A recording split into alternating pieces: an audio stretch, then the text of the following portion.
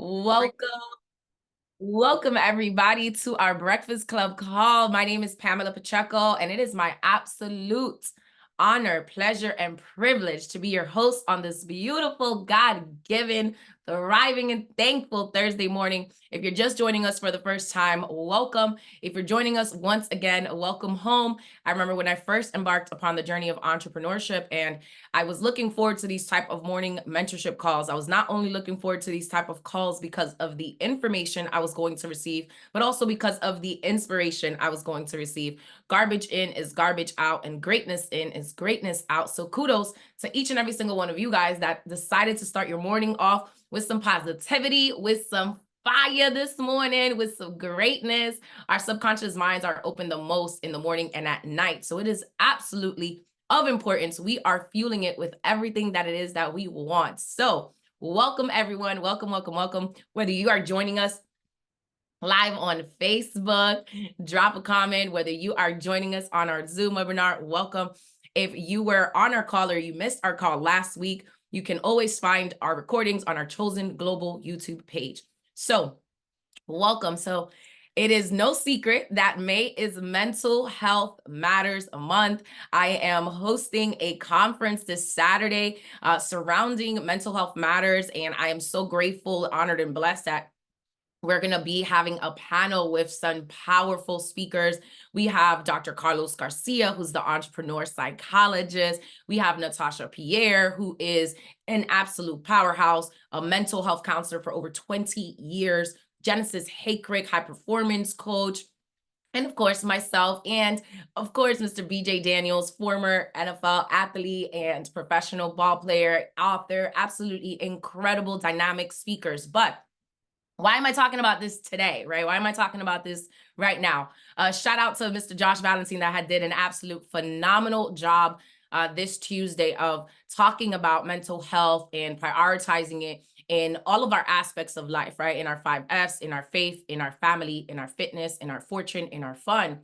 And today, not only are we going to talk about it, because the truth of the matter is when we talk about ending the stigma in mental health, right? The reason why mental health is crucial because yes, it contributes to our overall well-being.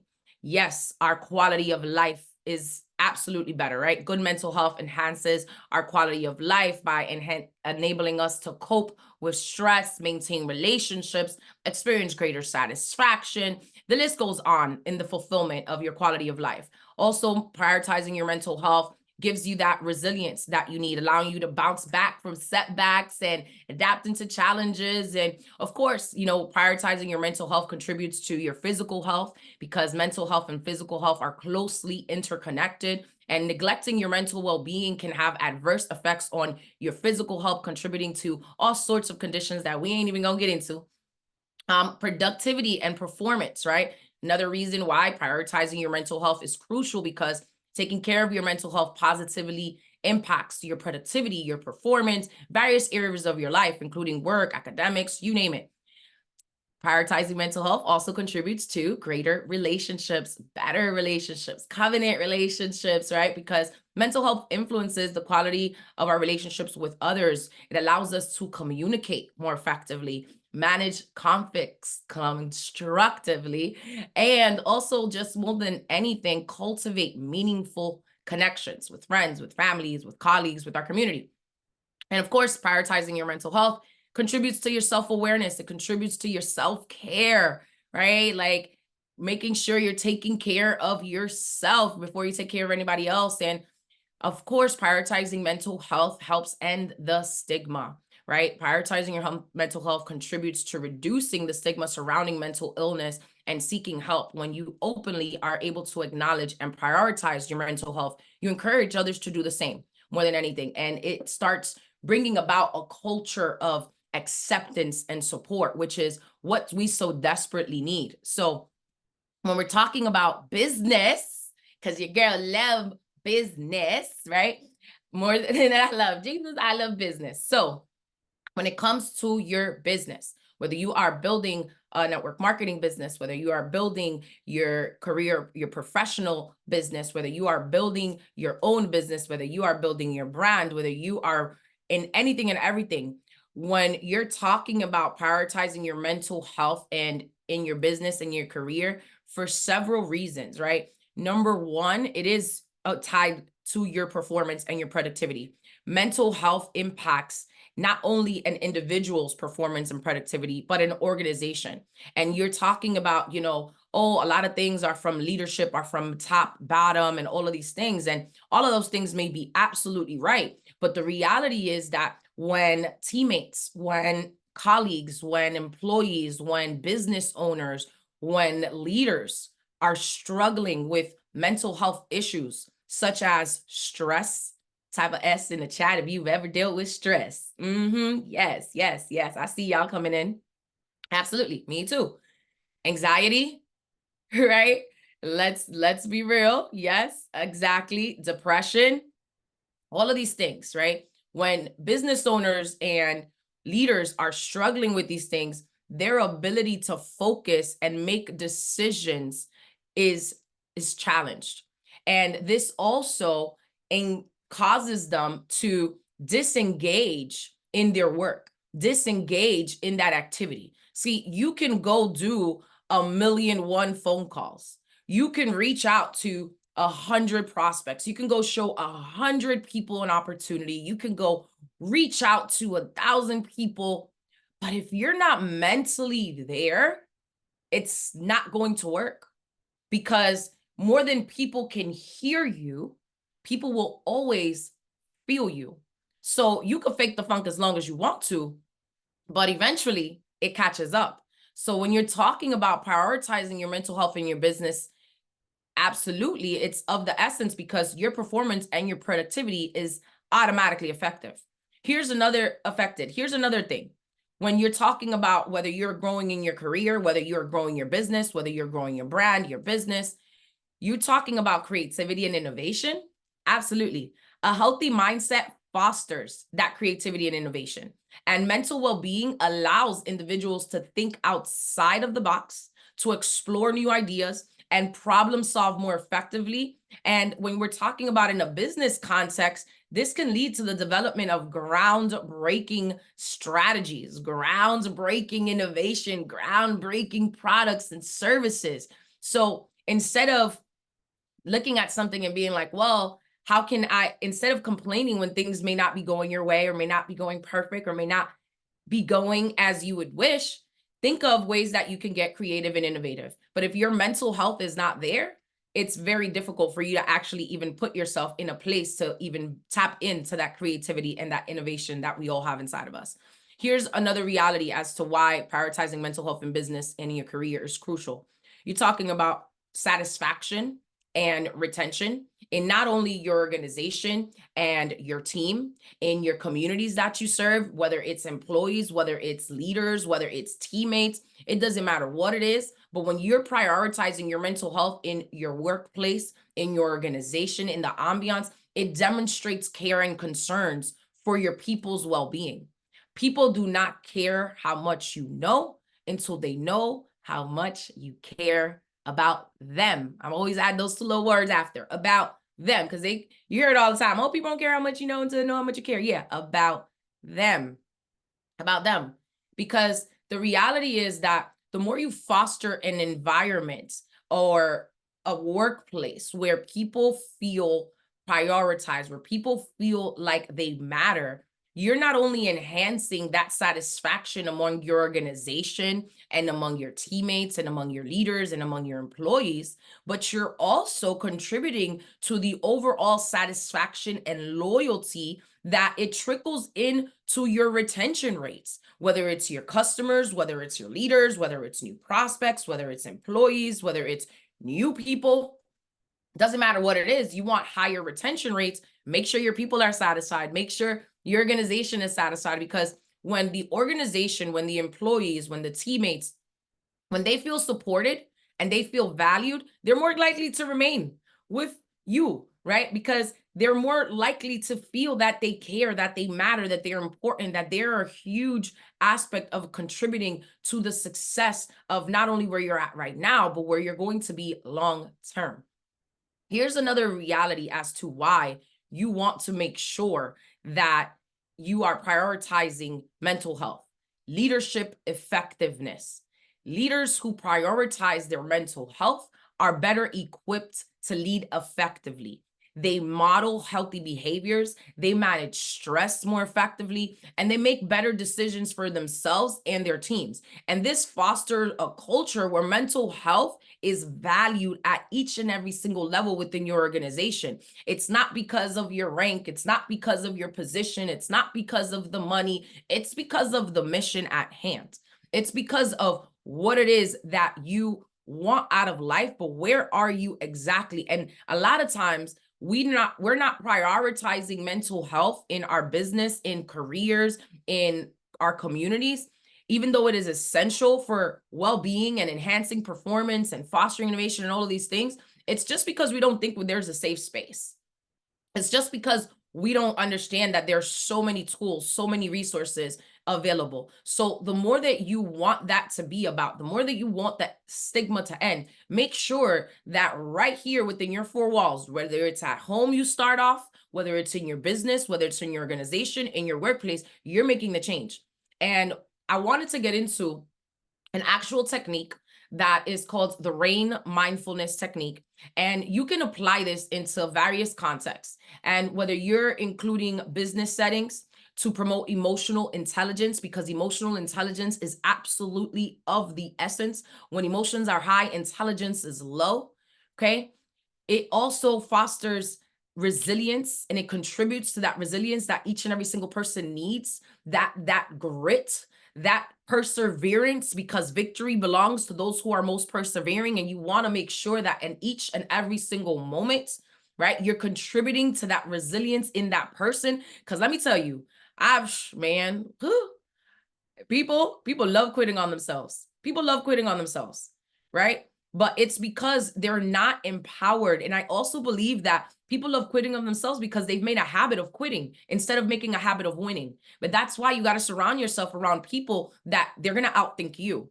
And at the end of the day, iron does truly sharpen iron. You walk with the wise and you will be wise. But guess what? You walk with the fools, honey, and you will be foolish. So practicing this RAIN mindfulness techniques also contributes to effective decision making. So how do we incorporate it? So if you're taking notes, because note takers are history makers, then we take notes on our Breakfast Club call. The R stands for recognize. So in business, it's recognizing emotions is essential for effective leadership, communication, and decision making. Not only are you here to encourage yourself, but also to encourage others and acknowledge that as the emotions are arising. This could involve pausing to identify and label certain emotions during challenging situations, such as conflicts, setbacks, or high pressure environments, right? And I'm going to give you an example of that. So very, very transparent, because we keep it real on here. Like my friend Jared says, we keep it hot, honest, open, and transparent. So there were some things going on, and I have this event and I have a lot of different moving parts. And I was like, and some things happened and they didn't quite happen as I wanted them to. And I was just like, before I trip all over myself, I was like, okay, Pam, let's really assess. Let's really assess the situation. Let's really recognize what it is that's truly happening. Because when you're talking about recognize what is happening, you're really taking a moment to say, what's happening in this moment? And what am I feeling? And where do I feel it in my body? And when you recognize and you name your emotions, right? It's okay, whether it's you feel like crying, you feel like smiling, you're angry, you're happy, whatever it is. I had to recognize and be like, okay, what's happening right now? Do you have control about what this is? Okay, can you change it? Can you immediately focus on the solution? So cool. How can I navigate through this to focus on the solution? Because the reality is that whatever you focus on is what's going to expand. But you have to, when you are feeling in that moment of overwhelmingness, recognize, just stop and recognize what's happening. What's happening in this moment? What are you feeling? Where do you feel it in your body? And name those emotions when you recognize that it's happening. Now, the A, it's acceptance. Acceptance involves allowing emotions to exist without judgment or resistance. And I know somebody is like, what do you mean without judgment, without without resistance and all these things? It's the reality is that when you talk about what is happening and you recognize it and you're like, okay, I am going to just allow this experience to be as it is. Like, can you ever think of a time where you allowed something to be more than what it actually was?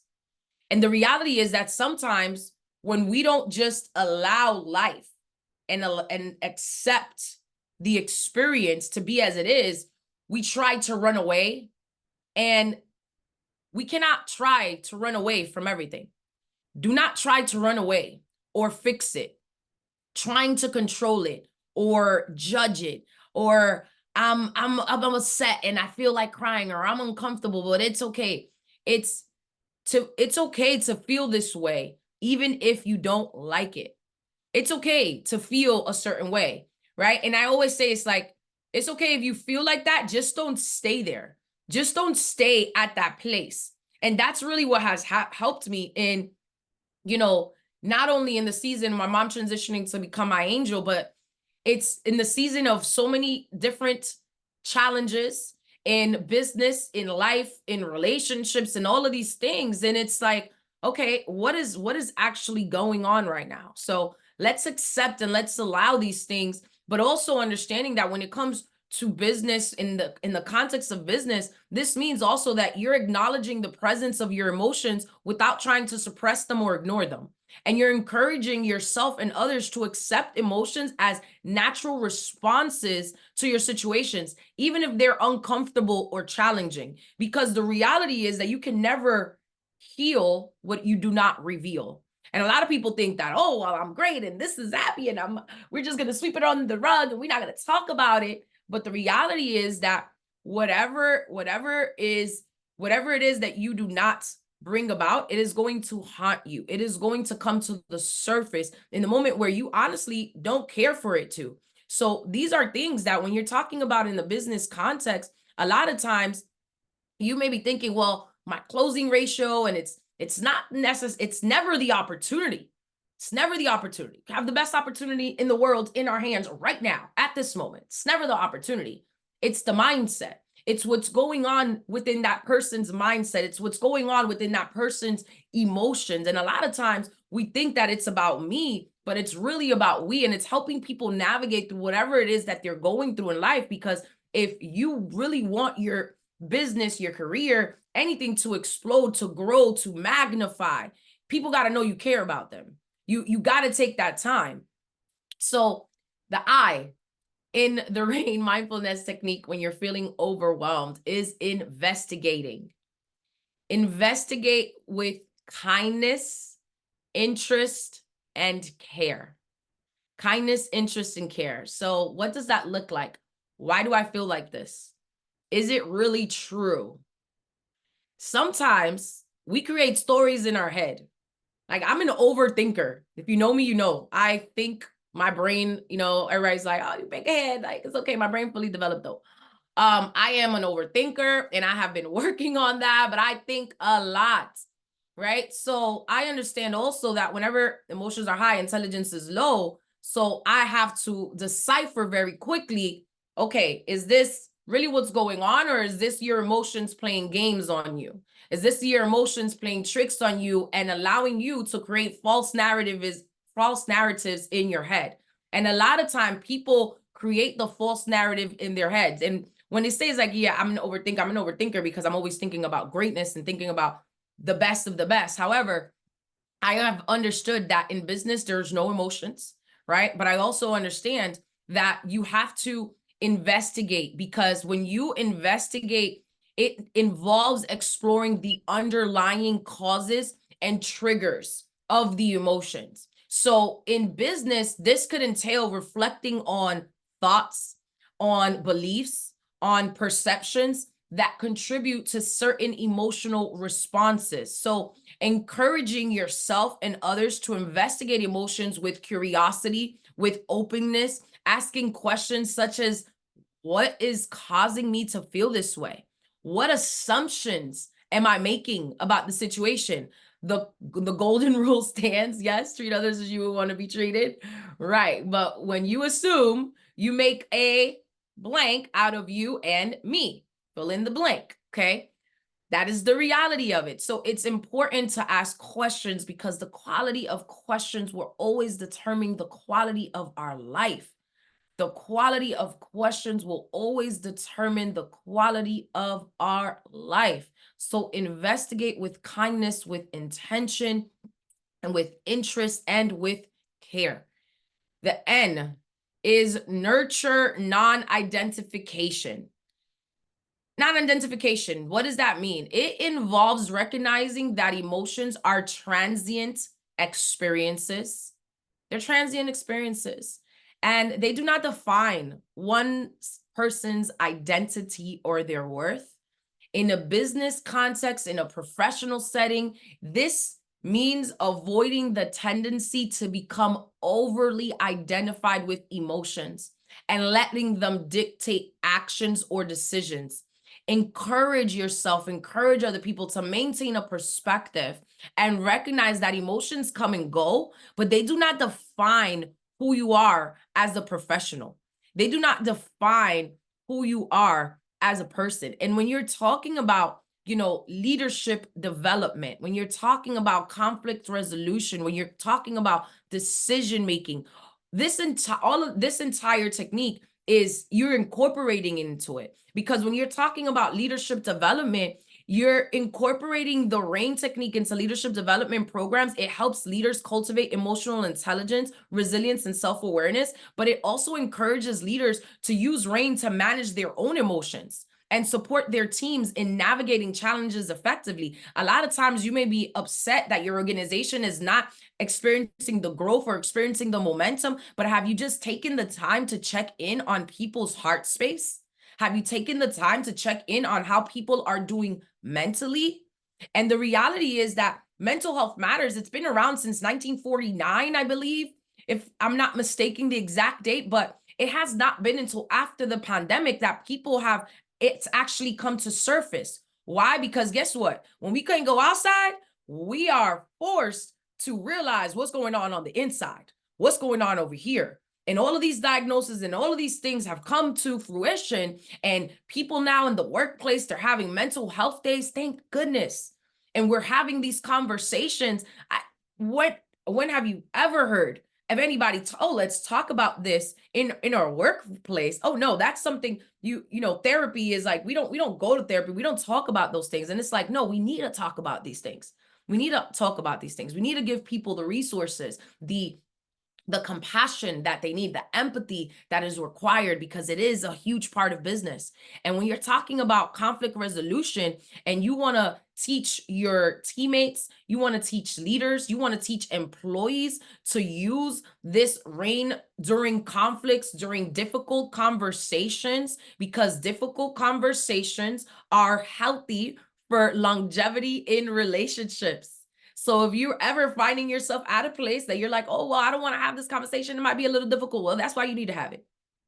That's why you need to put some care into it, because it is absolutely of the essence. So when you're talking about, navigating through these difficult conversations to these situations to this, it's you gaining perspective through this. And not only are you getting perspective, but you know what it does also? It fosters constructive dialogue. It encourages everybody that's involved to not only voice what's going on, but they're going to go through the entire thing. They're going to recognize, they're going to accept, they're going to investigate, they're going to non-identify with their emotions before they're engaging in problem solving, which of course by default is going to lead to more solutions.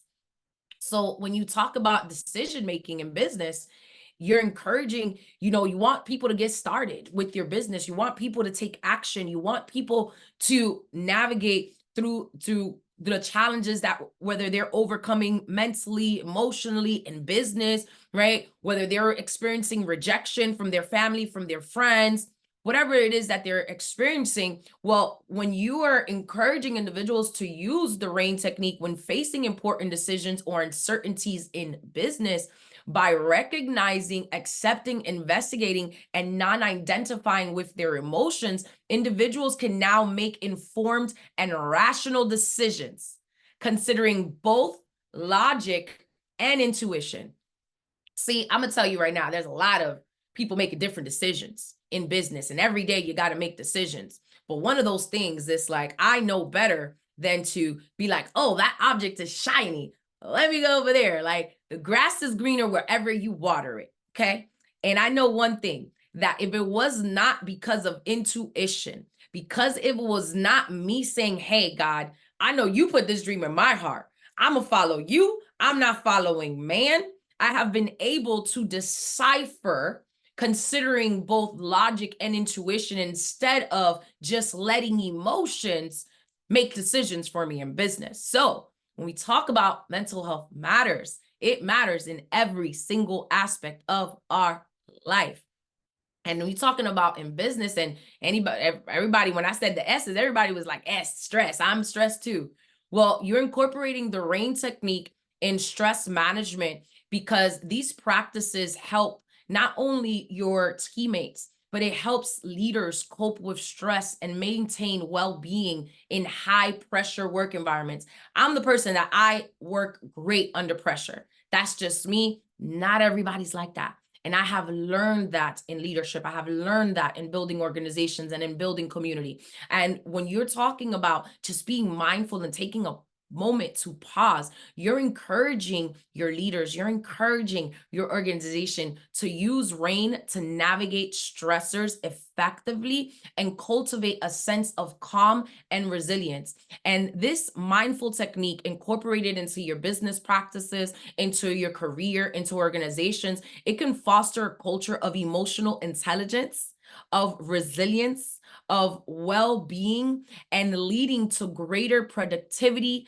collaboration, and success. So if you are just joining us and you have no idea what I'm talking about, we are talking about mental health matters and different reasons why it matters, and how we have incorporated in our business, in our organization, in our careers, and a technique called the RAIN mindfulness technique that helps us navigate through it. And if you were taking notes, in case you missed it, the R is for recognize, the A is for acceptance and allow, the I is for investigate, and the 4 is for non-identification for the end. So breakfast has been served. This has been your Breakfast Club call for May 16th, 2024. And if you are in Tampa Bay, make sure you join us at the Mental Health Matters Turning Tragedy into Triumph conference and brunch. For everybody in our community, you use the discount code SERVE, SERVE, in all capital letters, and it will give you 50% off of all of the tickets.